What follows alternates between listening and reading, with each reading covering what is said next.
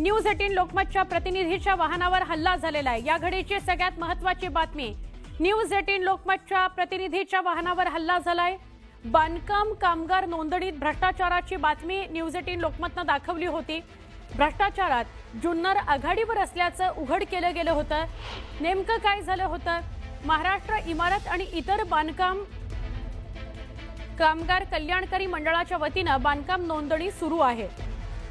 बांधकाम कामगार नोंदणीमध्ये पुणे जिल्ह्यात मोठा भ्रष्टाचार सुरू असून खासगी एजंट्सचा सुळसुळाट कामगारांना लुटत असल्याचं समोर आलं। या जुन्नर तालुका आघाडीवर आहे असं समोर आलं आणि हीच बातमी न्यूज 18 लोकमतने दाखवली होती।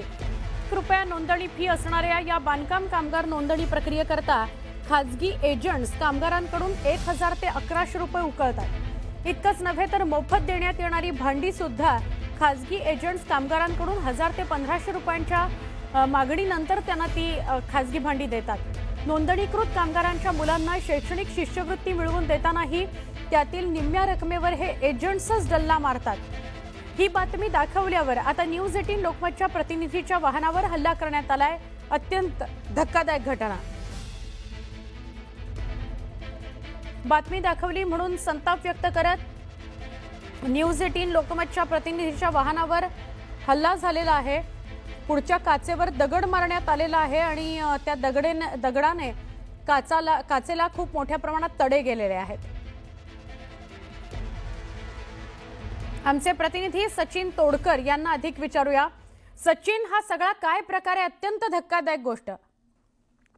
सुवर्णा, खरं तर गेल्या 2 दिवसापासून आपण हा जो घोटाळा आहे, बांधकाम कामगार मजूर नोंदणीमधला जो घोटाळा आहे तो आपण उघडा केलेला आहे। आतापर्यंत त्याची कुठे दखल घेतली नव्हती, मात्र न्यूज 18 लोकमतनी या सर्व प्रकारची दखल घेतल्यामुळे कुठेतरी हे खासगी एजंट चौताळले आहेत।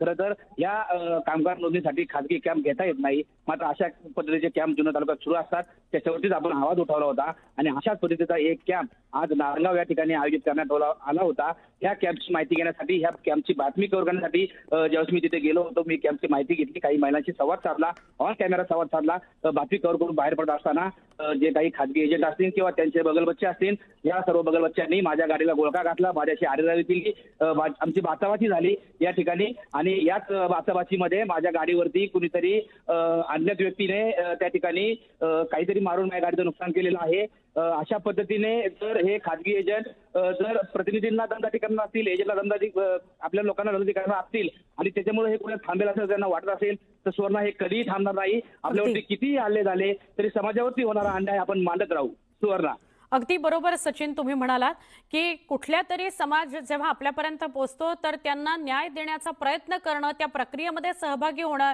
ही आपली जबाबदारी आहे आणि ती जबाबदारीच आपण पार पाडत असतो। असं असताना अशा प्रकारचा हल्ला होणं आणि एक प्रकारे याला जीवघेणा हल्ला असंही म्हणता येईल, कारण इथे आपण गाडी चालवत असाल तर आपल्याला सुद्धा इजा होऊ शकली असती जर तो दगड आत आला असता तर।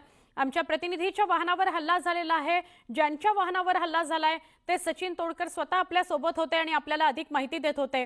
आता आपण बघतोय की कुठली बातमी आम्ही केली होती ज्याला अशा प्रकारचा विरोध झालाय।